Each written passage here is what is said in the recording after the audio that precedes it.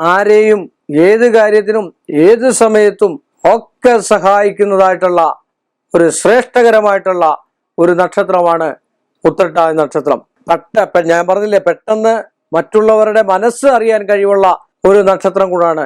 സന്താനങ്ങൾ നിമിത്തമോ ഭർത്തൃ താല്പര്യം നിമിത്തമോ അല്ലെ ഭാര്യാധാർ താല്പര്യം നിമിത്തമോ ചില കുടുംബ ബന്ധങ്ങള് ഒന്ന് മാറി നിൽക്കുകയോ എടുക്കുകയൊക്കെ ചെയ്യുന്നതായിട്ടുള്ള ഒരു അസ്വസ്ഥത എല്ലാവർക്കും ഇല്ല എങ്കിൽ തന്നെ ഒരു അസ്വസ്ഥമായിട്ടുള്ള ജീവിത സ്വഭാവം ഉണ്ടാകാനും ഇവരുടെ യൗവനകാലത്ത് കുറെ കഷ്ടപ്പാടുകളും ദുരിതങ്ങളും ഒക്കെ ഉണ്ടാകാനും സ്വന്തം കാലിൽ നിൽക്കുവാനും അല്ലെ സ്വന്തമായിട്ട് അധ്വാനിച്ച ധനം കൊണ്ട് വീട്, വാഹനം, വസ്ത്രം, ആഡംബര സാധനം ഇതൊക്കെ മേടിക്കുവാനും ഒക്കെ പ്രാപ്തിയുള്ള ഒരു നക്ഷത്രം കൂടാണ് ഉത്രട്ടാതി നക്ഷത്രം.